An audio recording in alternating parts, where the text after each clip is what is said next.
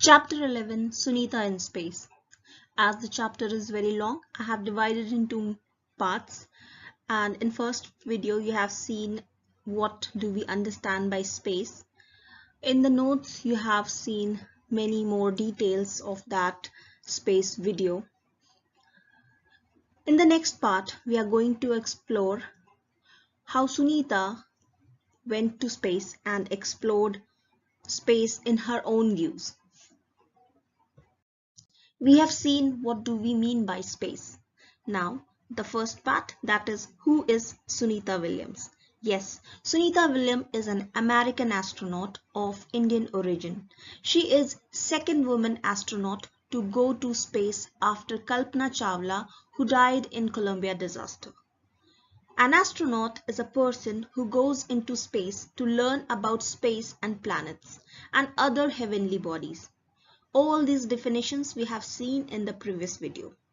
Now, Sunita Williams has returned to Earth after 127 days in space, achieved a new record of the most spacewalking time by a woman. You can see the image. This is Sunita Williams and she is Kalpana Chawla. Identify these astronauts as these are the only two women who of Indian origin who has gone to space. This is a small part of story taken from life of Sunita which she told to Shamir and Ujaira when she visited her school. Do your best and things will work out. When Sunita was 5 years old, she saw pictures of Neil Armstrong landing on the moon. In 1969, Neil Armstrong was the first man to walk on moon. Like any other child, Sunita was also fascinated. Sunita says that when she was a young girl, she really loved sports and swimming. She was never too interested in studies. After high school, Sunita wanted to become a diver, but she could not get into that course. Instead, she became a helicopter pilot. One day, she found out that if she studied and trained for it, she could join space mission. And that is what she did. In 2007, Sunita Williams set a new record for longest space flight by a woman.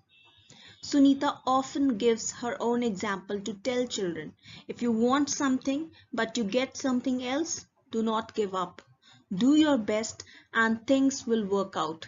When Sunita was asked by a child what would she like to do in future, she answered, I want to become a school teacher so that she could make children understand how science and maths are closely linked with our lives. This is a part from her own life, which is so inspiring. We have to do the best in anything we do. Even if it does not work out, then also we will learn something.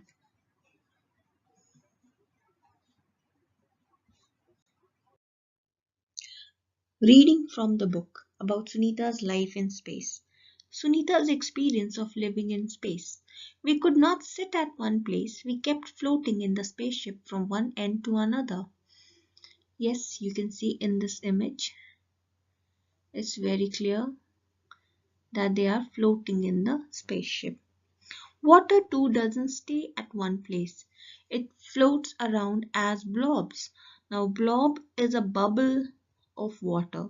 When there is no air in the space, water when you pour it, it makes a shape of a bubble and it floats in the spaceship.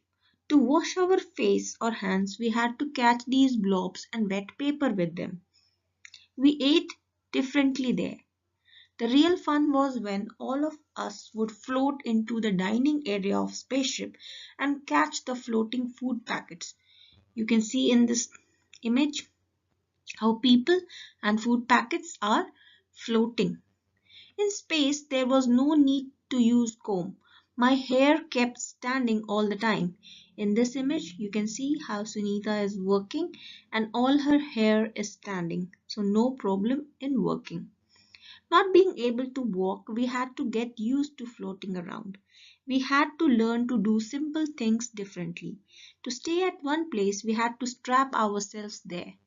You can see this in this image that she is being strapped to a place in order to sit or stay in a place.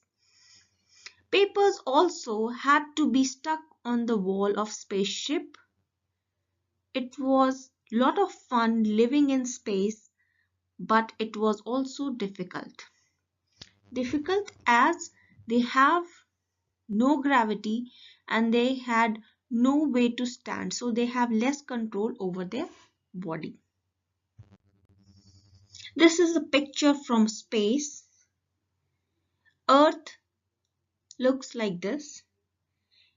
As we see the image, there is only landmass and water bodies seen from the space. There is no borders and boundaries of countries and continent visible from the space. It's very difficult to identify states, countries, and continents from space.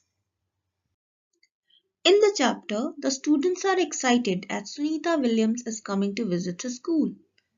Shamir and Ujaira are talking about Sunita Williams while playing with a globe. A globe is a spherical model of Earth which gives us fairly accurate idea about Earth. We can see the shapes and locations of continents, oceans and seas. We can rotate the globe to see other half. It rotates on the rod that passes through it. It's called axis.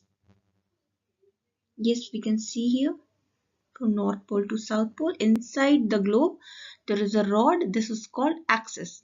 An axis is the imaginary line on which the earth rotates. Different color represents different features on earth. You can see green color represent the plains. Light brown and dark brown highlights the highlands of the continents. Blue color shows the water bodies of the earth. Similarly, in globe 2, we can see there are a number of countries and continents represented on the globe.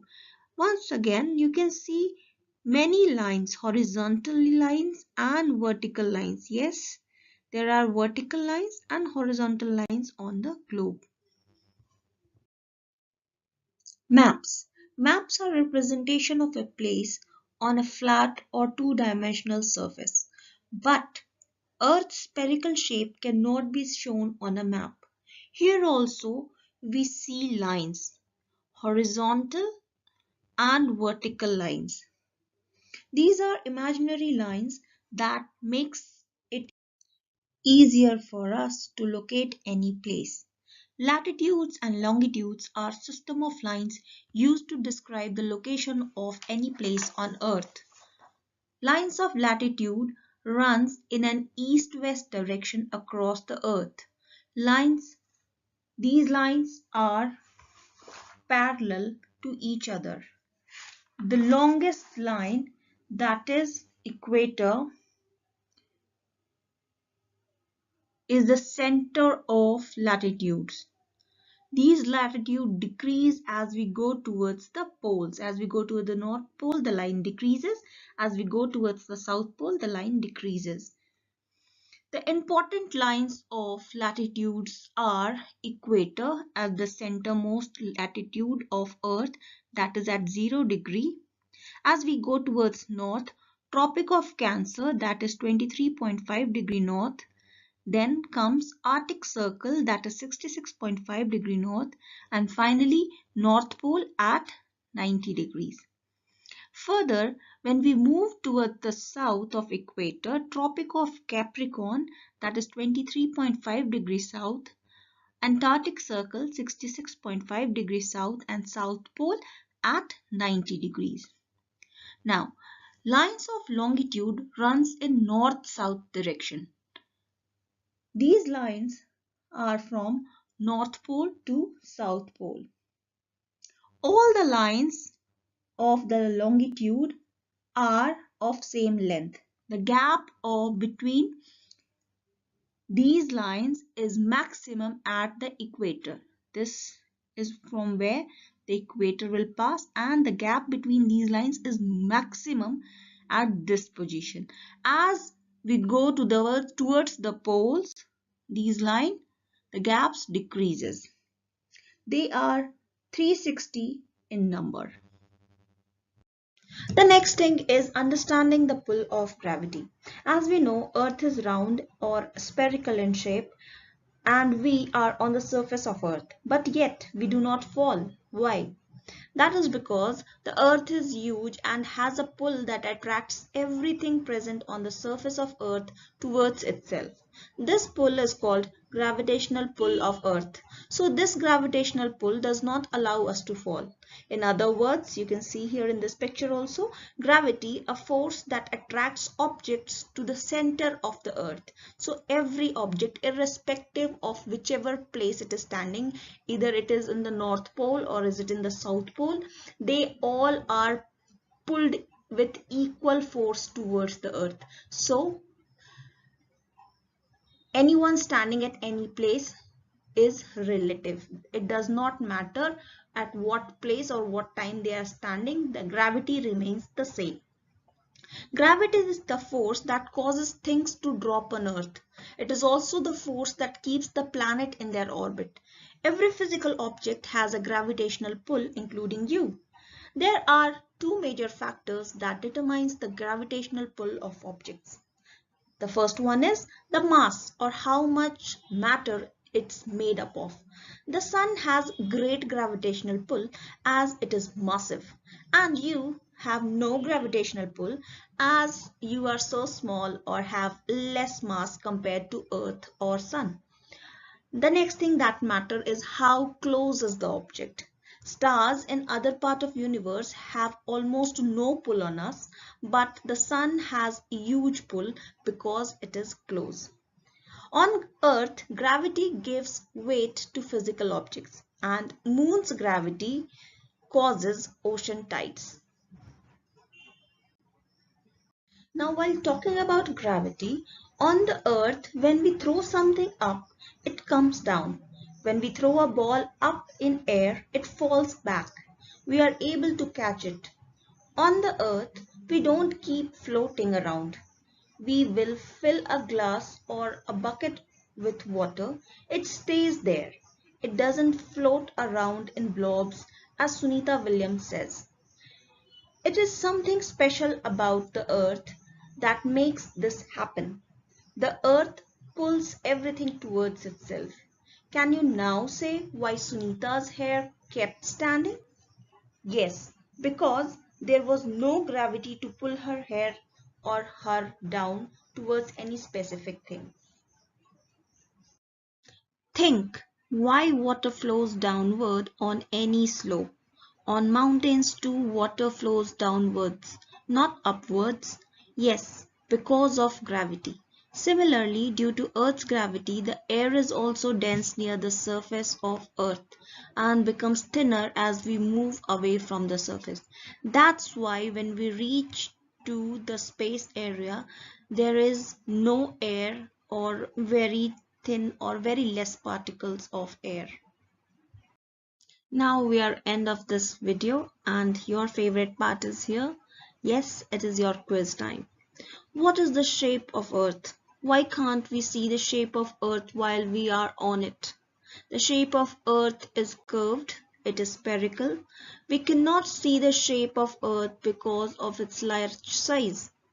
As the Earth is very large and we are very small, we can only see till where our eyesight can show us, and beyond that we cannot see. But when we see from space, we can see a complete image of Earth, and then we can see the true shape of our Earth. Second question is why Sunita's hair kept standing all the time in space. The hair kept standing as there was no gravity in the space that will pull her hair down towards that object. Third question is, if Earth is round like a globe, how is it that we do not fall off? We do not fall off because Earth's gravity pulls everything towards itself. Number 4. Do the people in Argentina stand upside down? No, the people there stand just like us. The sense of up and down is relative. It changes according to place and time. Last question.